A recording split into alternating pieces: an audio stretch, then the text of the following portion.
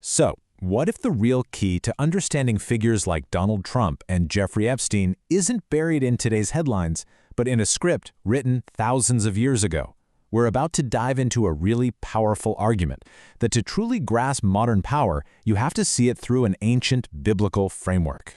Right at the heart of this is a provocative claim. It's not about labeling individuals as good or evil. No, it's about recognizing a deep pattern, what the source here calls whole orders of seduction, that the Bible has been mapping out for centuries. We're not just looking at people anymore, we're looking at a machine.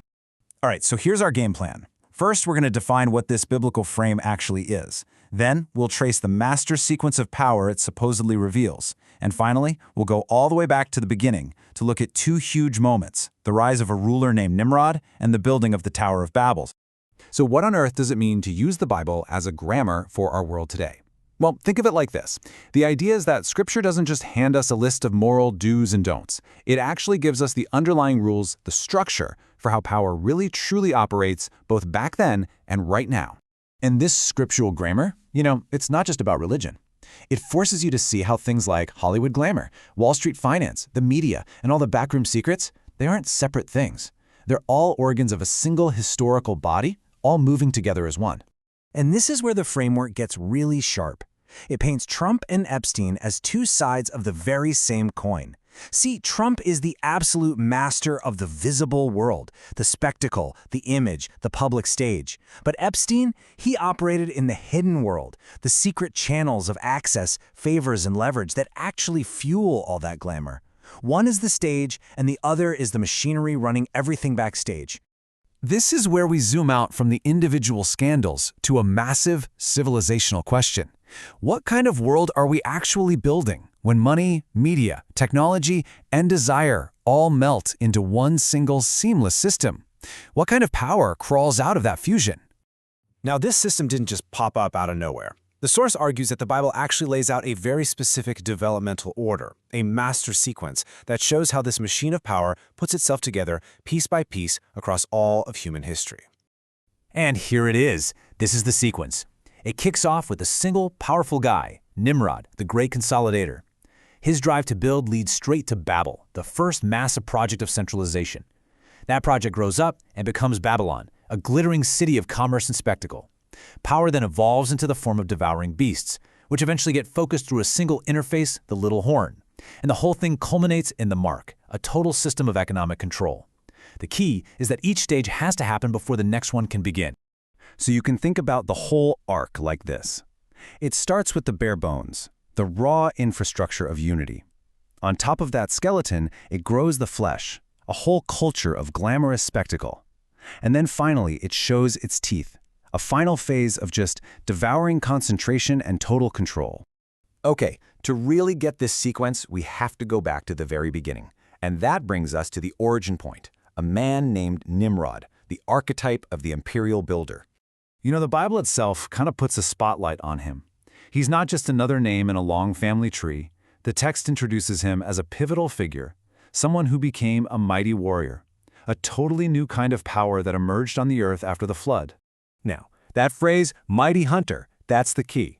According to this analysis, this isn't about hunting deer. It's a metaphor for statecraft. It's the logic of total mastery, the ability to track, to pursue, and to capture not just animals, but entire territories. It's the original skill set of the CEO king. And you see how this skill as a hunter translates directly into power. The text says the first center of his kingdom was Babylon. He takes the logic of the hunt and hammers it into the permanent architecture of a city-state. He's literally setting the stage for everything that's about to come. And this gives us what we can call the Nimrod principle. The impulse to hunt, gather, and build is exactly the same, whether you're using stone and bitumen or server farms and fiber optic cables. In this framework, you have to see the founders of our modern tech empires as the new Nimrods. And this brings us to our final section. Nimrod's kingdom basically prepared the ground for the very next stage in the sequence, the Tower of Babel. But we're not just looking at a pile of bricks. We're looking at it as the original blueprint for a centralizing computational machine.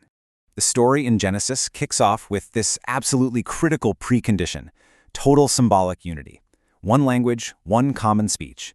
This is the perfect environment, the fertile ground for an ambition to build a massive, centralized project to take root. The text itself lays out the motives like a project plan. It starts with a huge tech innovation, standardized bricks. That tech makes the political goal possible, centralization into one city. The ambition is huge, both theological and social. Build a tower to the heavens to make a name for themselves.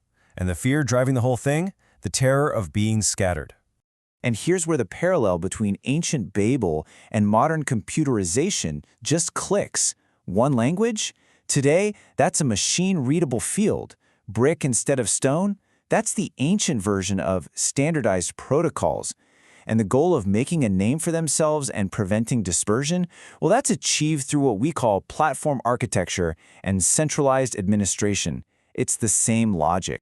Seriously, pay attention to the materials. The Bible's focus on brick instead of stone is so important. Stone is local, it's unique, you can't scale it. But brick, it's standardized, mass-produced, and infinitely scalable. The insight here is incredible. Technical modularity is the essential foundation for any project of mass centralization, whether it's an ancient tower or a global digital network. And here we see exactly how the different stages of that master sequence connect. Babel is the infrastructure. Babylon is the spectacle. You absolutely have to build the unified technical substrate first, the tower, the platform, the network, before you can ever have the glamorous theater of global media and commerce that will eventually stand on top of it. And this is the climax of the story. But notice something really important. The divine judgment isn't about the sin of building a tall building. It's about the terrifying potential that gets unleashed. The warning is about the unchecked power that emerges when one people, with one language, under one single architecture, suddenly realize that nothing they imagine is impossible anymore. So, the crucial point of this entire analysis is that Babel isn't just some dusty old story, it's an ongoing principle. According to this source, the dream of Babel is alive and well in any project, anywhere, that tries to gather up all of our language, our identity, and our memory into a single administratable grid. And that leaves us with a pretty provocative question to chew on. If the ancient dream of Babel is really about creating one world under one single, unified architecture, just look around. Where do you see that dream being built right now?